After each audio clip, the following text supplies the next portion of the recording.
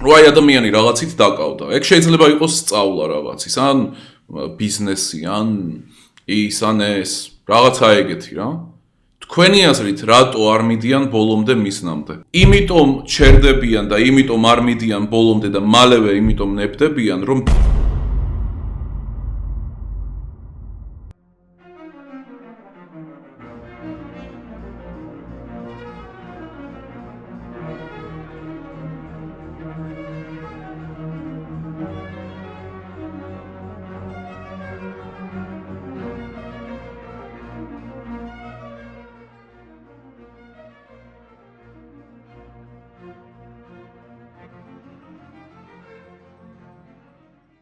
წავიდა საუბარი მომივიდა თავში ეგრევე გამახსენდა და ეგ რა არის?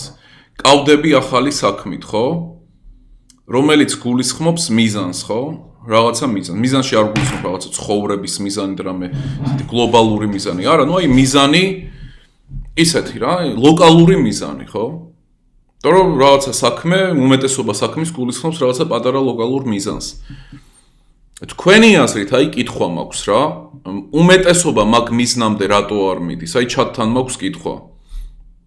რომ აი ადამიანი რაღაცით დაკავდა. ეგ შეიძლება იყოს სწავლა რაღაცის, ან ბიზნესი, ან ის, ან ეს, რაღაცა ეგეთი რა. თქვენი აზრით, რატო არ მიდიან ბოლომდე მიზნამდე?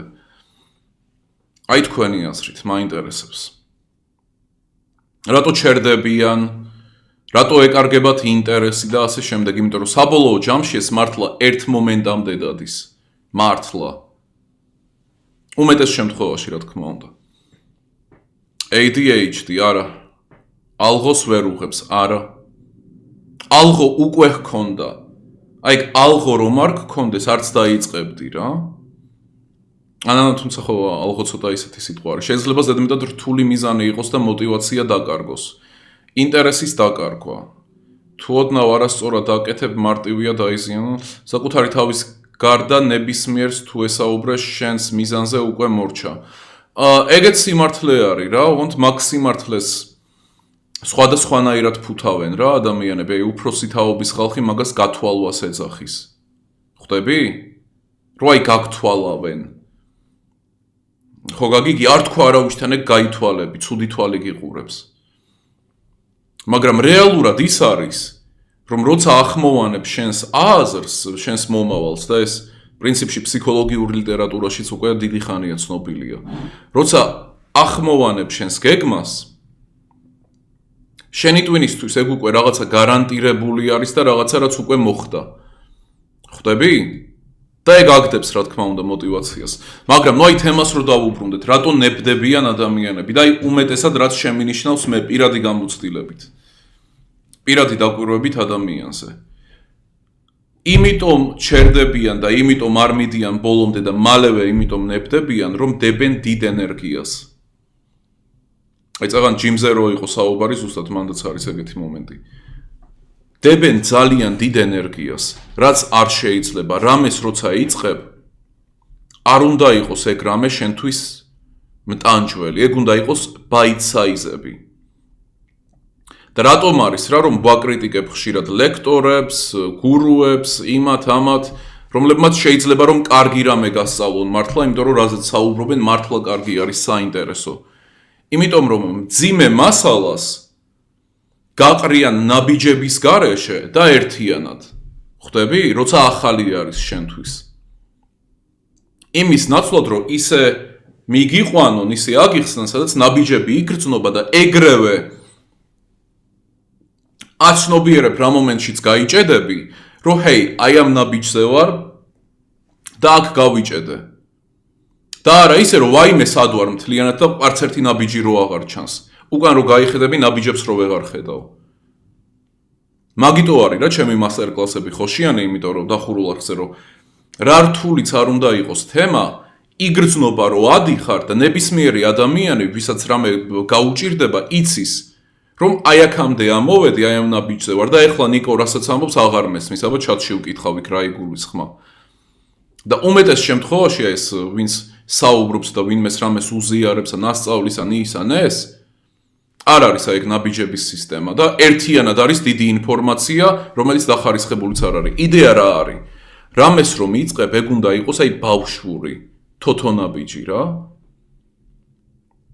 ხვდები? აი როგორც გამრავლების ტაბულა. მარტივი უნდა იყოს. პირველი იყოს 2-ჯერ 2-იანების X-ი. რამდენია 2-ჯერ 8, 2-ჯერ 7. მარტო 2-იანები და არა ის რომ 2-იანები და მოდი 3-იანების გამრავლებაც ვისწავლოთ, არა. თავარი არის რომ არ გადაგწვას, არ დაგსტრესოს. მართლა დამიჯერეთ, ბევრ ადამიანზე მინახავს, ანუ ამას ისე არ ვამბობ რა, რომ კარგად ჟღერს. ბევრ ადამიანზე მინახავს, მაგის გამო ნებდებიან, რომ ეგრევე ცდილობენ, რომ აწიონ, არ ვიცი, 120 კილო ის სიმძიმე. მართლა. და ეგ ჯიმში როცა ხარ გესმის, იმიტომ რომ ფიზიკურ რამეს ეხები რა და ხვდები რომ აი ხლა 120 კილოს რომ მივადექი დეგენერატი ვარ. არ უნდა მივადგე 120 კილოს, იმიტომ რომ დეგენერატი ვიქნები თუ მივადექი. იმიტომ რომ ეგ ფიზიკური არის, გრძნობ, ხედავ, ეხები რაღაც რამე რუმე. მაგრამ როცა სწავლას ეხება საქმე, ან როცა რამე საქმიანობას ეხება საქმე, რომ დაიწყო რამე. მაგ დროს ვერ იაზრებს რა ტვინი, რომ ზუსტად იგივე რამე მოქმედებს. არ უნდა დასტრესო ორგანიზმი. მარტივი უნდა იყოს და ეგრე ნელ-ნელა როგორც ჯიმში იგივენაირად უნდა მოუმატო სირთულეს. თავიდანვე რთული არ უნდა იყოს. მაგრამ მაგ დროსთან ის მომენტიც არის, რომ ვაიმე ამდენი რამე არის, ამდენი რამე, მოდი მაქსიმალურად მეც ვწდი, იმიტომ რომ ჩამოვრჩები, უკვე ბევრი ამაში არის ჩართული და ბევრმა ეს უკვე იცის და მე უნდა დავეწიო იმათ. არა, არცად, ნუ გეჩქარება, ანუ გაჩერდი ერთ ადგილას, არ იჩქარო არცად. ხვდები, არ არის საჭირო სიჩქარე.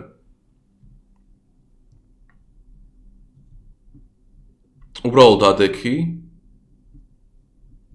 და ნელა მიყევი, რომ სასიამოვნო და მარტივი იყოს. სირთულე მოდის მერე, ბევრად მერე. რთული რამე მერე უნდა გააკეთო, თავიდან არა. აი მარტივი მაგალითი YouTube-ზე ვართ, ხო? თქვენი აზრით, რამდენი YouTuber-ი მინახავს, რომელიც ჩაირეცხა აი ამის გამო?